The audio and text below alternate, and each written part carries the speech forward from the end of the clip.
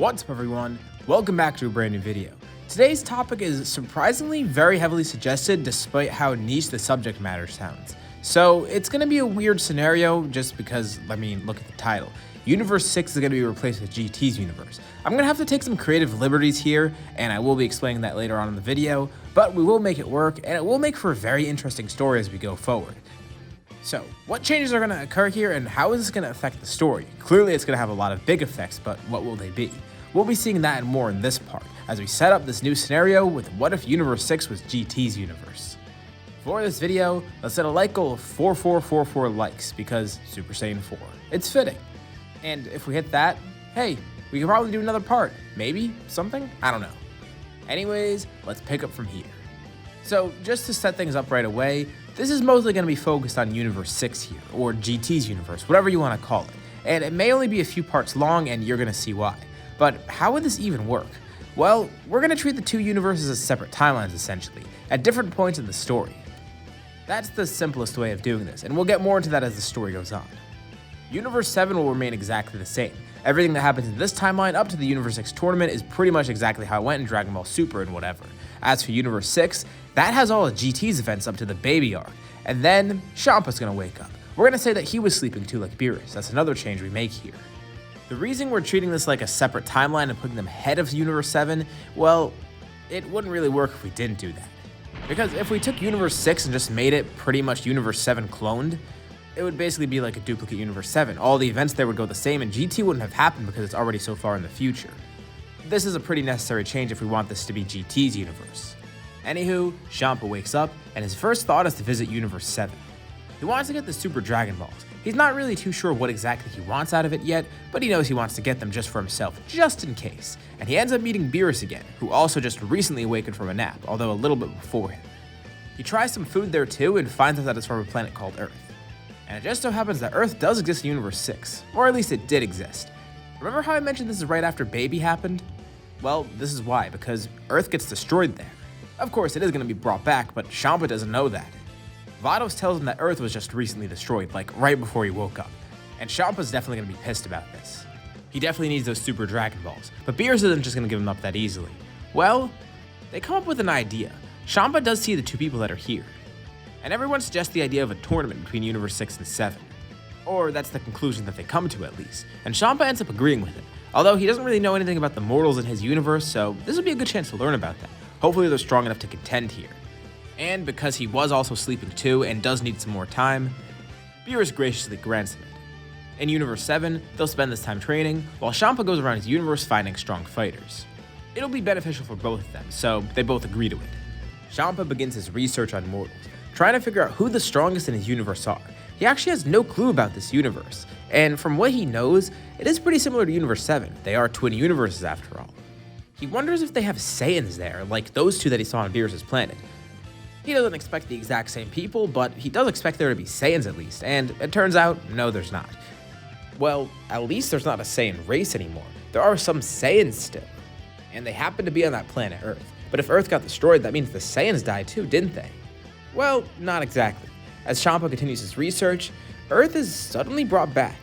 He doesn't know why, how, or when this even occurred, but it's back now. Huh. Well, kind of defeats the purpose of trying to get the Super Dragon Balls. It still would be nice to have them though, and he does want to do this tournament, but he's curious. What made it come back, and why are there strong people here in general? Why did it get destroyed in the first place? He's definitely going to have to check it out. So, he ends up going to Earth. And Vados tells him, just as they're heading over, it seems there's a weird event happening there. Great, is Earth gonna get destroyed again? Well, maybe, she doesn't know for sure, but she tells him there's like a portal to hell or something opening up there. Alright, Champa's definitely gonna need to check this out. Even if he didn't want to go to Earth, he kinda needs to now. Whatever this is kinda pissing him off. All these weird events happening around here, he definitely wants to know what's going on. Champa arrives on Earth, and sees a bunch of villains coming out of a portal from hell. Oh yeah, these people definitely aren't supposed to be here. Of course, our heroes know about this portal from hell, and they're trying to stop all these villains from coming in and attacking cities and whatever. But then they see this random purple cat guy come in. He takes a deep breath and essentially wipes everything out by just shooting air at them. Not the strangest thing that they saw, but still pretty amazing. The fact that he did that by just breathing essentially. Inadvertently, he just stopped this crisis on Earth, and without all that stuff from hell happening, thanks to Vados also intervening and trying to close that portal, He even saved 17 from being possessed. But at some point, the group does approach Champa, curious as to who he is and why he's so strong. Is he a foe or a friend? Well, he doesn't really know either. He wouldn't use either of those terms to describe himself, and he introduces himself formally. He is Champa, the god of destruction of this universe. Whoa, wait. The god of destruction of this universe? And Vegeta actually briefly remembers him. Of course, these two timelines are different. Frieza probably would have still ended up destroying Planet Vegeta regardless, even without a god of destruction suggesting it to him. And for all we know, Champa would probably come across Planet Vegeta at some point, and Vegeta might have some knowledge of him. But as Champa looks closer at these people, he realizes, wait a second, how did it just now click with him? That guy that he saw in Universe 7, that was Vegeta, the same one that he's seeing right here, the same one that he saw so long ago on Planet Vegeta. He's surprised he survived this long. The two of them knew that the universes are pretty much the same, except they know that Champa's universe is actually a little bit ahead, it seems. So this is what a few extra years of development looks like, compared to that universe at least. But one thing that confused him is he sees Goku, who is a child for some reason. Every party is equally confused here. Champa has no idea what the hell's going on here, and everyone on Earth doesn't know who this guy is. So it takes a lot of explanations and catching up, especially for Champa who wants to learn more about this planet and this universe in general. But from what he could tell, despite the fact that these guys have a few extra years ahead of the ones in that other universe, their history seems exactly the same. It's pretty fascinating when he thinks about it. The universes are very similar. I know, it's still kind of weird to consider this universe basically another timeline that's a couple years ahead, but like I mentioned at the beginning of this video, it was pretty much the only way I can get this scenario to work. Creative liberties and all. Alright, now Champa needs to figure out how to make this work. So, they do have these same people here, which is great, and Earth is back too, which means good food for him. But he wants to see how strong these Saiyans are. And it actually seems like there's a couple of them here. He didn't really get to learn too much about the ones in Universe 7, but he assumes it's pretty much the same there. And thankfully here, a lot of the Saiyans are older, at least the hybrid Saiyans. There on Beerus' planet, there's only the two pure Saiyans there. Here, he's seeing hybrid Saiyans as well, they're kids. And in the case of Pan, they're grandkids. He asked the Saiyans to show their full power. He just wants to test something out. Don't worry, no pressure. He'll explain more to them later. So, they begin showing off their strength. And the Saiyans actually do seem pretty powerful. Vegeta's actually one of the strongest of them. But there still is another form that he doesn't really have access to yet. He knows how to get it, but he says there's something beyond it. And Champa's trying to remember. Oh yeah, the form that they had there. It was some sort of red-haired and blue-haired form. They had two of them or something. Red hair? Oh, Goku has something like that. Well, not really hair, more like red fur. He transforms, going into Super Saiyan 4. Whoa, this is completely different than what he saw there. But it seems a lot weaker too. There's also no godly energy whatsoever coming off of it. This kind of bums Goku out. This is his strongest form after all, and Champa's kind of weirded out by it too because magic clothes, him getting older and all. The fact that he's literally turning into a monkey, this is so weird. From what he remembers back there, their hair just changed color, like that Super Saiyan form that they showed. But if this is this guy's strongest form, yeah, he might as well test it out. Meaning he and Goku are going to fight with Goku using Super Saiyan 4. Of course, he still loses against Champa, but Champa still is impressed. Okay, this might work, but it is going to take some time. They definitely need some training before the tournament. Training? Tournament? What is he talking about? Oh yeah, he completely forgot to explain. Remember how he mentioned that he's the god of destruction in this universe? Well, there's another one. Actually, there's a couple more, but there's another one exactly like this one, a twin universe. The only difference is they're a few years behind. Remember how he mentioned he saw some red-haired and blue-haired form? Well yeah, the people he saw using that form, it was Goku and Vegeta. There's another form beyond Super Saiyan 4. He tells them it was called Super Saiyan God or something, which they clearly don't have access to yet because they don't have any sort of godly energy within them. Goku and Vegeta are immediately interested. But Champa hates to burst their bubble. He actually never figured out how to get this form because he didn't even think like this. He didn't realize he would have to be recruiting these people for a tournament. So he has no idea how to get it either, but maybe if they train with him and Vados, they will get access to God Keys somehow. Either way, they're gonna need to come with him. He wants them for a tournament. And of course, they're a bit skeptical at first, but Champa did just help save Earth, so maybe they kind of owe it to him, especially because he's a god of destruction and they don't really want to anger him, especially Vegeta, who does know a little bit about him. It's all very strange for them, especially for Champa, but eventually he starts to put a team together. Goku and Vegeta do end up training with him, while the other Saiyans do stay on Earth, but they are interested in joining the tournament. The three of them that pique his interest the most are Gohan, Goten, and Trunks. Hybrid Saiyans who, according to Goku and Vegeta, have huge potential, although they've been kind of squandering it because they've been living normal lives as humans basically. There's also Pan and Bulla. But the latter doesn't really seem interested in fighting, and the former isn't really too strong, and she's kinda young right now. So Champa decides that the best team to have would be Goku, Vegeta, Gohan, Goten, and Trunks. Although he kinda needs to whip those hybrid Saiyans into shape. Exactly what Goku and Vegeta wanted too. Thankfully, Trunks has been getting some fighting experience at least. But as for the other two, it's kind of in the middle. But Champa's attention is focused on someone else. Yeah, he does want to have the hybrid Saiyans, but Goku recommends someone else. Oob, another strong fighter from Earth that recently just got a lot stronger too. So Champa ends up seeking him out as well.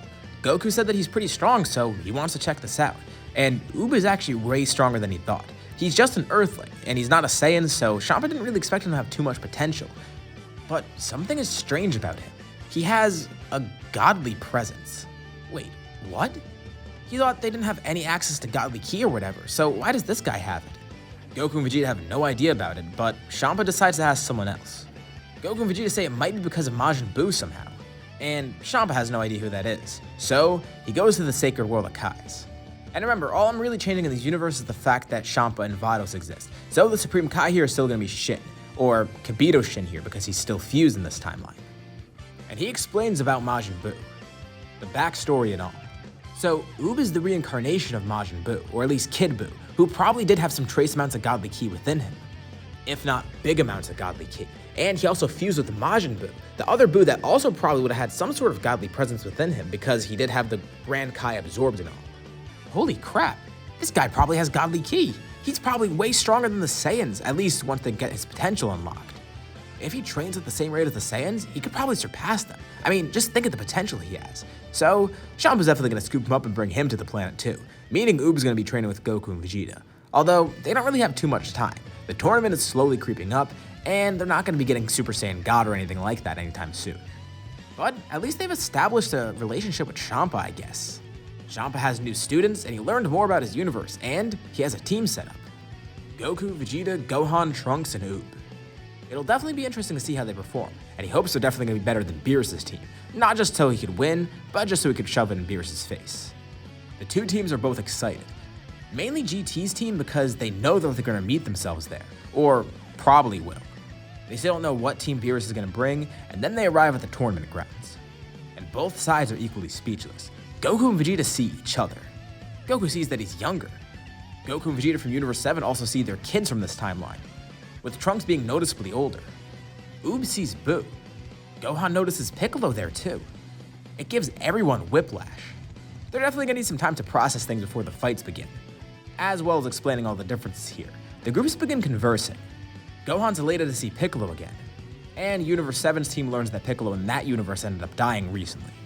And as for Buu and Oob, they feel some sort of weird connection. Well, Oob knows exactly why, but Buu doesn't really know, at least until it's explained to him. Goku and Vegeta also interact a lot with Goku and Vegeta, as well as Gohan and Trunks. Goku's glad to see that Gohan's still fighting, but apparently not really. It's only for this tournament, but yeah, I guess he still is fighting. And as the groups discuss more and more, they come to realize the only real difference between them is the fact that one universe is ahead of the other. Up until Majin Buu, and even a few years after that, everything else remained the same. The only difference in Universe 7 is the fact that Beerus ended up waking up. And for some reason, Frieza was revived in that universe, but not here. Universe 7 doesn't really have too many stories to tell because they really know everything. Mainly just the Frieza resurrection thing and the fact that Beerus showed up on their planet. But as for Universe 6's group, they actually have a really good description of what happened. They have some pretty cool stories after all. Actually, not too many, but apparently Vegeta was just recently taken over by a Tuffle parasite. And Earth just blew up too. Plus, a portal opened to Hell and they were trying to take over 17 for some reason. Android 17, that's a name they haven't heard in a while. The groups continue discussing with each other, also addressing the elephant in the room of Goku being a kid for some reason in Universe 6. It takes a lot of explanation and they probably won't have enough time to cover everything, because at some point the tournament itself is going to start, but they definitely want to talk after the fact and figure out the differences between them. In terms of combat at least, they'll be able to figure out the differences in battle.